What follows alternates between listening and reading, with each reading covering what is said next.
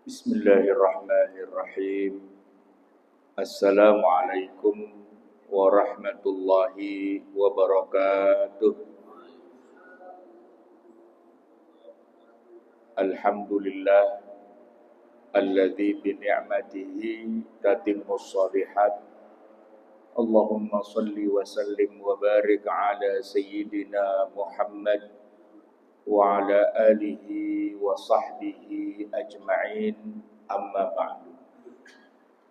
Jamaah hadirin yang dirahmati Allah, kita sebagai kaum muslimin di Indonesia ini memang hidup dalam suasana mayoritas. Kebanyakan penduduk Indonesia itu beragama Islam, di atas dari 80%. Sehingga kalau kita bicara tentang bagaimana berinteraksi dengan orang-orang yang beda agama, memang agak jarang kita harus bergaul. Kebanyakan kita di dalam keluarga itu ya semua beragama Islam. Bapak Islam, ibu Islam, kakak adik Islam, ya begitulah umumnya karena memang kita tinggal di negara mayoritas Islam. Bahkan kita ini Indonesia justru malah jadi negara terbesar dengan penduduk muslim di seluruh dunia. Dibandingkan Arab, banyakkan kita, Pak. Bahkan dibandingkan dengan India, Pakistan, kita tetap nomor 1. Dalam arti jumlah kaum musliminnya paling besar. Ya memang penduduk Indonesia juga lumayan banyak. 270 juta itu kan berarti itu termasuk angka yang besar. Mendekati kayak Amerika yang 300 juta. Nah, tetapi besar dan mayoritasnya Islam. Kalau India itu besar juga, tapi ukuran besarnya dia begini. Kalau Islam memang besar, nomor 2 terbesar di dunia itu India, tapi justru di Indianya sendiri yang mayoritasnya bukan Muslim, malah ya sesuai dengan nama negaranya, Al-Hind, Hindu. Islamnya walaupun besar tapi minoritas di sana. Nah, yang paling besar itu Indonesia. Sehingga kita terbiasa bergaul itu ya selalunya dengan sesama Islam.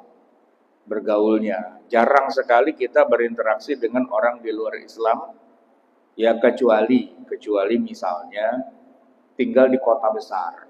Ya tinggal di Jakarta, sekolah di sekolah umum, begitu mungkin ya. Tapi kalau kita tinggal di kampung-kampung itu jarang, Pak.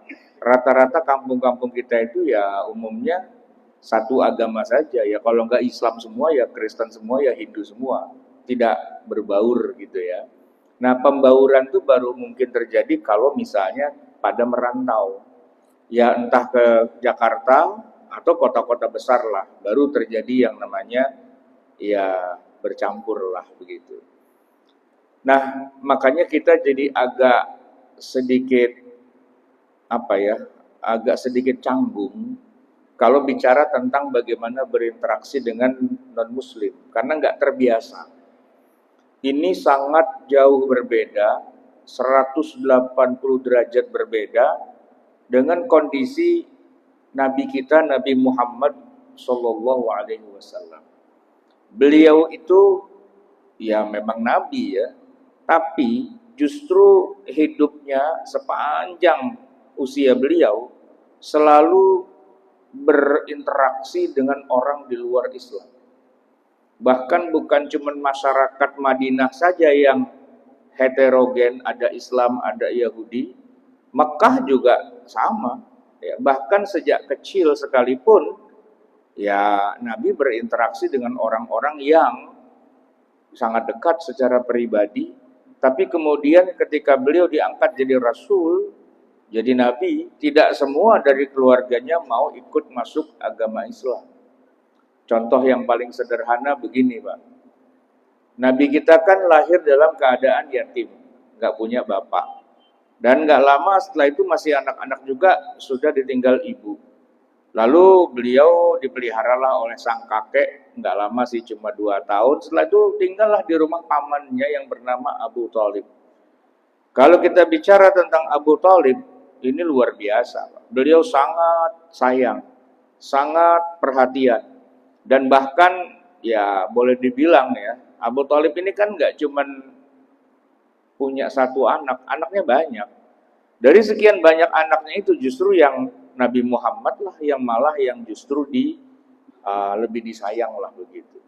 Tapi sayang sekali ketika Nabi kita di usia 40 mendapatkan wahyu dan diangkat menjadi nabi, Nabi kita ya ngajaklah pastinya sang paman untuk memeluk agama Islam. Baca dua kalimat syahadat. Nah itu Pak, ternyata beliau, sang paman Abu Thalib tidak bersedia. Bahkan sampai akhirnya meninggal pun dia tidak pernah baca syahadat. Tapi kalau bicara tentang kasih sayang, perlindungan, dan sebagainya, nah tidak ada orang yang lebih besar pengorbanannya demi keselamatan Nabi Muhammad kecuali sang paman Abu Thalib. Bahkan bisa kita lihat ya, kenapa akhirnya Nabi Muhammad itu sampai harus angkat kaki dari Mekah hijrah ke Madinah, itu ditandai dengan wafatnya dulu sang paman.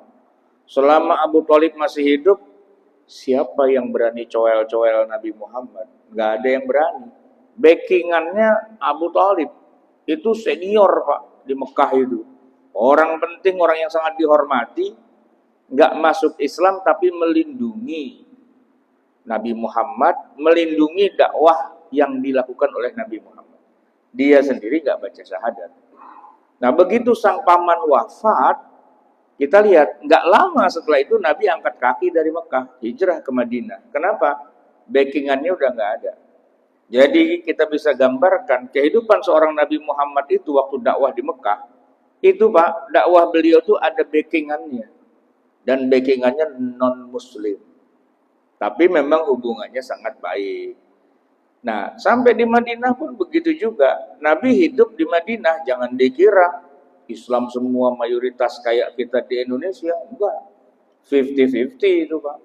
Ya, sebagian masyarakat Madinah yang orang Arab jadi Ansor kan, memang mereka masuk Islam. Tapi sebagian lagi tidak mau. Dan mereka adalah para pemeluk agama Yahudi, Bani Israel, ya. Nah mereka itu tetap dengan agama mereka, tidak mau masuk agama Islam. Jadi Nabi kita sendiri Pak, di dalam kehidupan di Mekah atau di Madinah selalu hidupnya bareng-bareng sama orang kafir, terjadi interaksi, terjadi yang namanya mu'ayasyah dengan orang-orang di luar Islam. Ya tentu orang kafir itu kalau kita petakan secara global, secara umum ada dua. Ada memang orang kafir yang kalau kita lihat ya, Nabi itu perang Badar, perang Uhud, perang Khandaq, itu kan konfrontasi senjata dengan orang kafir di Mekah, ya kan? Begitu juga ketika di Madinah ada juga Nabi perang, setidaknya mengusir orang-orang Yahudi dari Madinah, bahkan ada yang dikuasai kebun kurmanya dan sebagainya. Bahkan ada yang dieksekusi mati satu kaum gitu ya. Dengan orang-orang Yahudi itu, kisah-kisah itu ada dan nggak perlu kita sembunyikan. Tapi banyak juga yang lupa bahwa perang Badar, perang Uhud, perang Khandaq itu Nabi sudah di Madinah melawan orang Mekah yang tadinya sebelum Nabi hijrah, Nabi tinggal di Mekah. Dan itu lama, 13 tahun tidak melawan, tidak memusuhi, tidak membalas, ya tidak angkat senjata. Kalau diintimidasi setiap hari, ya disakiti, dicaci maki dan sebagainya setiap hari, tapi tidak membalas, tidak ngelawan. Nah baru pembalasan itu atau istilahnya lo jual gua beli itu setelah tinggal di Madinah yang dihadapi orang-orang musyrikin Mekah. Tapi perangnya saja kalau kita hitung Pak, sebenarnya tidak lama. Karena baru terjadi perang di tahun kedua Hijriyah, Dan baru sampai tahun ke-6 Hijriah, dari 2 ke 6 itu kan cuma 5 tahun, Pak. Itu sudah terjadi yang namanya gencatan senjata, perjanjian Hudaybiyah, yang menandakan era damai antara kaum muslimin dengan kaum musyrikin. Dan 2 tahun kemudian akhirnya Nabi malah menguasai Mekah dan sudah tidak ada lagi orang-orang musyrikin di Mekah. Begitu juga di Madinah. Beberapa kelompok Yahudi itu ada yang diusir oleh Nabi dari Madinah. Bahkan ada juga yang disembelih, ya. Tapi asal tahu aja, nggak mentang-mentang ada yang diusir, disembelih, diperangi, lantas Madinah tuh kosong dari orang Yahudi, nggak juga. Kenapa? Ya karena yang diperangi hanya sebagian saja yang memang tadi kafirnya kafir harbi. Prinsipnya lo jual gua beli. Nah, sisanya orang-orang Yahudi di Madinah itu masih banyak. Dan mereka memang tidak ngajakin perang. Mereka mau hidup damai, tetap taat, setia pada perjanjian. Ya mereka hidup damai bahkan dilindungi oleh Nabi di Madinah. Itulah yang kita kenal istilahnya kafir tapi zimmi, kafir tapi dilindungi. Lawannya adalah kafir tapi harbi, kafir tapi diperangi. Nah, jadi kalau ditanya bagaimana interaksi Nabi SAW dengan orang kafir, ya tergantung posisinya. Ada yang kafir harbi, ada yang kafir zimmi. Bahkan ada juga kafir tidak harbi, tidak zimmi, karena memang tidak ada konfrontasi. Misalnya ya, setelah perjanjian Hudaybiyah di tahun ke-6 itu kan Nabi banyak berkirim surat kepada para raja dunia. Beliau kirim surat kepada pemimpin tertinggi umat Nasrani yang ada pada saat itu di kerajaan atau di Imperium Romawi. Pemimpinnya seorang kaisar, namanya Kaisar Heraklius. Heraklius agamanya Kristen. Pemimpin tertinggi kaum Nasrani, itu oleh Nabi dikirimin surat, ngajakin masuk Islam. Tapi kata Nabi, kalau Anda tidak bersedia, ya sudah kita hidup damai saja. Nah ternyata, Kaisar itu menghormati Nabi Muhammad, ya, tapi tidak mau baca syahadat, sambil juga mengirimkan banyak hadiah kepada Nabi, dan Nabi menerima hadiahnya. Itulah yang namanya hubungan persahabatan. Tidak dalam posisi perang, tidak juga dilindungi, tapi dia merdeka, dia berkuasa, tidak menjajah kita, kita tidak nyerang dia, damai. Dan itu juga yang terjadi dengan penguasa Mesir yang Kristen. Rajanya bernama Muqawqis. Nabi kirim surat, ajak masuk Islam, perkenalkan diri, dia bilang terima kasih, tapi mohon maaf belum bisa masuk Islam. Sementara kemudian dia kirim oleh-oleh souvenir dari Mesir sebagai hadiah kepada Nabi Muhammad. Dan kita kenal dalam sejarah, salah satunya adalah seorang budak perempuan bernama Maria Al-Qibtiyah, budak. Sehingga oleh Nabi ya dijadikan budaknya Nabi, disetubuhi, punya anak. Nabi punya anak dari Maria yang dulunya adalah orang Kristen, hadiah raja Kristen, tapi oleh Nabi kemudian diislamkan dan kemudian lahirlah dari rahimnya Maria ini anaknya Nabi, laki-laki, namanya Ibrahim. Nah, kita bisa lihat, jadi namanya Nabi kita dengan orang kafir itu ada yang bersahabat, ada yang bermusuhan, tergantung konteksnya. Nah, sekarang kita tarik ke kita, jamaah sekalian.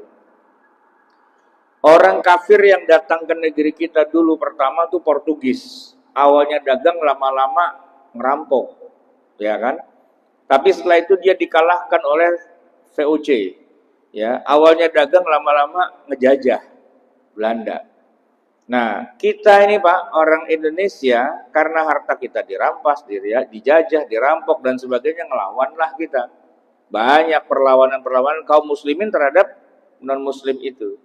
Nah, sebenarnya walaupun pakai bahasa agama, katakanlah misalnya kita kenal pahlawan zaman dulu Diponegoro, gitu, Pangeran Diponegoro. Atau kalau di Sumatera ada Tengku Umar, Imam Bonjol, Cut Nyak Sultan Hasanuddin di mana lagi gitu kan dan sebagainya. Pahlawan-pahlawan nasional itu kan rata-rata muslim. Ya kan? Dan kebetulan saja penjajahnya non muslim. Jadi perangnya itu kesannya jadi kayak perang agama, tapi sebenarnya bukan karena agamanya. Bukan gara-gara agamanya dia Kristen maka kita usir, bukan. Tapi karena dia datang ke sini ngerampok, menjajah, menguras kekayaan alam kita, ya namanya juga kolonialisme, ya kan? Nah, ketika mereka menjajah negeri kita, ya kita usir, gitu kan? Nah, kebetulan tahun 45 kita bisa merdeka, ya kan? Kita baca proklamasi, berarti kita merdeka nih Pak, sudah tidak dijajah. Belanda datang lagi, ya membonceng di belakangnya tentara sekutu, ya kita angkat bambu runcing Pak, perang. Itu yang disebut dengan resolusi jihad, ya kan? Dan akhirnya Belanda setelah perjanjian apa dan sebagainya tahun 49 mengakui kedaulatan Indonesia. Kalau kita sih bilang kita merdeka tahun 45, lu aja ngakunya baru 49. Apapun itu, yang jelas antara kita dengan Belanda ya sudah tidak ada perang, ya kan? Nah, di Belanda, di Amsterdam ibu kotanya, ya kita buka kedutaan besar Republik Indonesia. Kita punya perwakilan di sana. Dan Belanda dekat rumah saya tuh Pak bikin kedutaan besar Belanda, ada tempat keseniannya Erasmus Huis, kedutaan Belanda. Ya kalau pagi jalan-jalan situ Pak, Belanda pada lewat tuh, emang dia orang Belanda ya non Muslim lah gitu kan. Tapi nggak bisa Pak, kalau orang Belanda lagi lewat di situ kemudian kita cekek gitu misalnya. Ya kita selengkat gitu, kita sunatin gitu misalnya, kafir nih gitu, enggak. Ya mungkin dulu engkongnya dia Mak yang ngejajah negeri kita, tapi sekarang kita udah damai. Jadi ya tidak ada istilah permusuhan antara kita dengan Belanda. Ya begitu juga dengan Jepang. Jepang juga kan jajah kita juga. Kesel gitu Pak. Cuman ya kalau sekarang antara kita dengan Jepang, Jepang kan bukan Islam. Ya Jepang punya kedutaan besar di Jakarta, di Jalan Tamrin. Ya, dan kita juga punya kedutaan besar di Meguro, sana di Tokyo, ya kan? Ya, orang Indonesia banyak yang pada sekolah di Jepang, ya, atau kerja di Jepang, gitu kan? Dan di Jakarta banyak restoran Jepang. Nah, apakah kita kalau ketemu orang Jepang langsung kita sunatin? Ya enggak. Ya kan? Kenapa? Ya karena kita sudah tidak bermusuhan, walaupun agamanya beda. Sehingga perang yang dilakukan oleh Nabi juga oleh para sahabat dan juga oleh kita hari ini, kalaupun ada perang, ya bukan karena masalah akidahnya beda, bukan karena Tuhannya beda, bukan karena keyakinannya beda, bukan. Perang itu terjadi karena apa? Rebutan wilayah, ya kan? Rebutan tanah, kayak gitu-gitu kan? Itulah yang terjadi di Palestina, rebutan tuh semua agama. Ada Islam, ada Kristen, ada Yahudi. Dari dulu nggak kelar-kelar itu Pak, Palestina, ribut aja gitu kan. Yang satu bilang ini tanah gua, ini tanah ngkong gua, ini tanah gua, nggak selesai-selesai itu Pak, ya kan. Nah kita di Indonesia sudah tidak punya musuh dalam arti orang yang bisa diperangi sebagaimana yang ada di masa Nabi. Jadi kita ini kepada orang non Muslim itu posisinya bukan perang Pak, posisinya damai. Al-aslu al-ilaqa bainana wa baina ghairil muslimina as-silmu.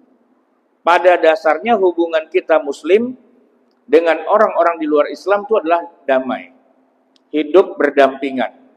Kerjasama ekonomi, kerjasama sosial. Bahkan kalau perlu kerjasama di bidang pemerintahan.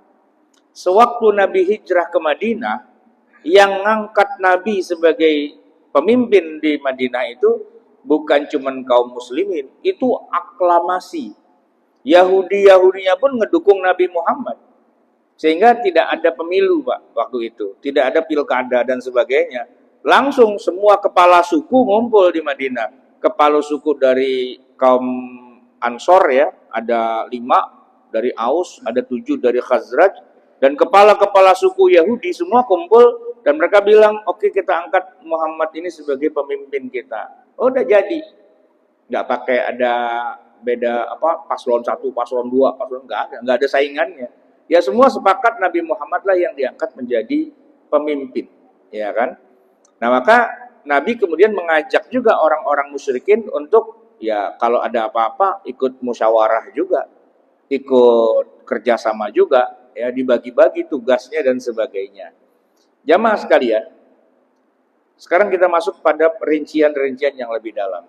Tadi kita sudah berangkat dari sebuah posisi yang sudah benar. Orang kafir itu bukan musuh. Orang kafir itu tidak boleh dimusuhi, tidak boleh diperangi, bahkan juga hartanya tidak boleh kita ambil, sama-sama haramnya. Ya, dosa dan haram ketika membunuh orang kafir atau mengambil hartanya. Kenapa? Karena pada dasar orang kafir itu haram juga darahnya, bukan hanya orang Islam, tapi orang kafir itu tidak boleh dibunuh. Nah, kemudian sekarang kita bicara begini. Bolehkah seorang muslim ya dalam berinteraksi dengan kaum muslimin itu sentuhan kulit dengan orang kafir? Pertanyaannya kalau mau diperjelas, apakah tubuhnya orang kafir itu najis atau tidak? Kenapa itu pertanyaan dimunculkan? Karena ada Al-Quran, ayatnya berbunyi begini, Pak. Innamal musyrikuna najas. Sesungguhnya orang-orang musyrik itu najis. Itu ayat Quran. Pertanyaannya kan, kalau orang musyrik itu najis, kalau kita kesenggol, salaman, itu kira-kira mesti kita cuci apa enggak, Pak? Nah, jawabannya sepakat para ulama, enggak. Orang kafir itu tidak najis. Ayat itu bukan lagi bicara tentang najis hukmi. Ayat itu sedang bicara tentang kenajisan akidah mereka. Yang najis itu akidahnya, pemahamannya, syiriknya, durhakanya. Tapi tubuhnya bukan benda najis. Sehingga Nabi kita, Nabi Muhammad SAW, minum dari satu gelas yang sama dengan orang kafir. Bukan gelas sih Pak, ember sebenarnya, baskom. Jadi orang Arab itu punya kebiasaan, mereka kalau ngumpul ngeriung, ya, itu disediain susu, Pak, susu kambing. Emang mereka kan piara kambing kan, dan biasa kalau kita kan ngumpul ada kopi, ada teh gitu kan, ada pisang goreng, ada tahu bulat digoreng dadakan gitu-gitu kan. Nah, cemilannya. Kalau mereka cemilannya bukan gituan, Pak. Cemilannya susu. Nah, satu baskom itu hasil meres beberapa kambing diminum, Pak. Minumnya gitu langsung masuk ke mulut, blok, blok, blok, blok. Udah kenyang, kasih sampingnya, tafadhol. Minum, blok, blok, blok, kasih sampingnya lagi, blok, blok, muter, Pak. Itu Islam kafir, Islam kafir, Islam kafir. Gitu. Nah, hadis ini menunjukkan pada kita bahwa air liurnya orang kafir itu tidak najis. Ya, begitu juga keringatnya, ya kan, enggak najis. Tubuhnya orang kafir kan, ya kecuali kalau kotorannya najis, Pak. Air kencing, ya itu enggak usah orang kafir, Islam juga najis juga, ya kan. Nah, jadi tidak mengapa seorang muslim tinggal satu rumah dengan temannya atau siapa gitu yang non muslim, nggak masalah, nggak harus pisah gitu, nggak harus, ya kan. Terus makanannya gimana? Makanan orang kafir apa najis buat kita? Ya tergantung sih, ya. Gini Pak, kalau kita kan diharamkan tidak boleh makan yang najis, ya, tidak boleh meminum yang memabukkan gitu kan. Nah, sebenarnya larangan kayak gitu kan berlaku juga sama orang kafir. Cuman dia aja yang kadang-kadang keterlaluan, ya. Jangan dikira orang Kristen nggak haram makan babi, kok haram, ya kan? Jangan dikira orang Yahudi nggak diharamkan, haram. Karena semua agama samawi pasti mengharamkan bangkai, mengharamkan babi, mengharamkan semua yang disembelih kecuali dengan nama Allah, gitu ya. Nah, cuma kesininya kan cuman yang Islam dan Yahudi saja yang rada-rada strict agamanya bilang tidak boleh. Kalau yang Nasrani memang dia punya banyak keringanan atau katakanlah kelonggaran dalam masalah-masalah syariat. Kayak minum wine gitu boleh, ya kan? Yang di kita tuh haram, di Yahudi haram, nah di dia tuh agak lost gitulah, ya kan? Ya tentu kalau teman kita non muslimnya yang dia makan haram-haram ya kita nggak boleh makan, gitu. Tapi kalau yang dia makan yang halal Pak, ya kan? Bekas makannya dia kita makan boleh. Karena mulutnya, air liurnya, ya kalau jijai Pak, gitu. Wah, bekas lu gitu. Tapi kalau bicara tentang apakah najis, tidak. Kecuali dia makan bangkai, ya itu haram. Ya kan? Kecuali dia makan babi, itu haram. Kecuali dia minum khamr, itu haram. Tapi selama itu adalah yang halal-halal saja, ya tidak jadi masalah. Ini dari segi makanan. Nah, bagaimana kemudian dari segi peribadatan?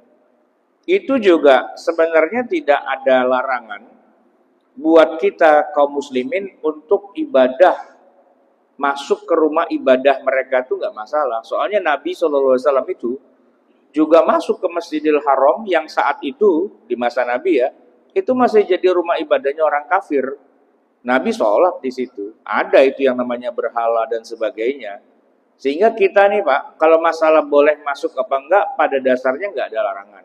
Yang jadi terlarang itu adalah ketika mereka sedang ibadah, nah kita ikut masuk, ikut ya istilahnya ibadahnya mereka. Itu yang prinsipnya lah lakum dinukum waliyadi, tidak boleh. Tapi kalau misalnya ibadahnya sudah enggak ada ya aman. Makanya kita nih kalau lagi liburan nih Pak, jalan-jalan ke Borobudur gitu misalnya, boleh nggak? Boleh-boleh aja, nggak apa-apa, ya kan? Yang nggak boleh kalau mereka lagi melakukan upacara keagamaan di situ, nah kita nggak boleh nyelip tuh Pak di situ. Ngapain lu di sini? Enggak, saya baca Yasin gitu, kagak boleh gitu. Iya walaupun Anda nggak ikut ibadah, tapi kalau ikut di tengah-tengahnya itu kagak boleh gitu ya. Nah, cuman memang yang diharamkan buat kita begini, Pak. Kalau orang non-muslim dimintakan ampunan setelah meninggal, nah itu yang nggak boleh. Ya, sudah meninggal nih, Pak, mintain ampunan nggak boleh. Tapi kalau masih hidup, didoain yang baik-baik, apa misalnya biar dapat hidayah, atau doa yang sifatnya duniawi, misalnya kalau orangnya sakit kita jenguk, kita bilang semoga lekas sembuh, boleh, Pak. Nggak harus ada tetangga, saudara, non-muslim sakit, terus kita doanya semoga nggak sembuh-sembuh, semoga cepat mati, semoga masuk neraka gitu, nggak juga. Ya kenapa? Ya karena kita tidak harus mendoakan yang buruk, ya kan? Yang nggak boleh gini Pak, ini orang bukan Islam meninggal, lalu kita sholatin, itu nggak boleh. Tapi kalau dia masih hidup, kita doain yang baik itu nggak masalah. Misalnya ini kan lagi musim libur, ya nggak apa-apa kalau kita bilang hati-hati di jalan, semoga selamat sampai tujuan, lancar tidak ada halangan, boleh aja. Masa kita bilang semoga ada hambatan, kena macet, kena tabrakan, dan sebagainya, nggak gitu juga kan. Nah oleh karena itu, kalau ada tetangga kita yang meninggal Pak, layat itu boleh, takziah itu nggak masalah. Yang nggak boleh cuman semoga Allah mengampuni dosanya, itu ya nggak boleh, ya kan? Jadi kalau kita kirim karangan bunga, boleh Pak, tapi isinya harus jelas nih. Jangan ada kata-kata semoga mendapatkan ampunan, jangan gitu. Tapi kalau misalnya cuma bilang turut berduka cita, itu nggak apa-apa. Kita nggak ngedoain, kita menggambarkan kita merasa kehilangan. Nabi pun merasa kehilangan juga ketika pamannya meninggal, Abu Thalib, ya kan? Nah, kalau cuma sekedar turut berduka cita nggak apa-apa. Tapi juga jangan terlalu terus terang. Anda mati sebagai kafir, maka Anda akan disiksa di neraka. Gitu kan nggak gitu juga. Ya nggak harus sejujur itu juga.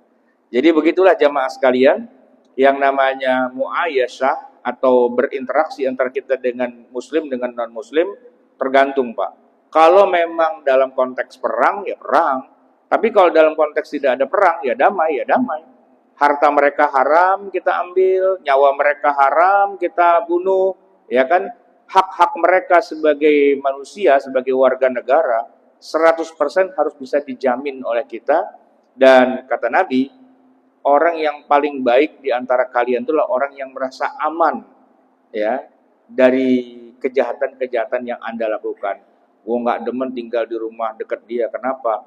berisik, rumahnya banyak pengajian, speaker nggak berhenti-berhenti. Nah itu Pak, bisa jadi itu masalah. Itulah yang bisa saya sampaikan, semoga bermanfaat. Mohon maaf atas segala kekurangan kesalahan. Hadanallah wa iyyakum ajma'in wal afu minkum. Wassalamualaikum warahmatullahi wabarakatuh.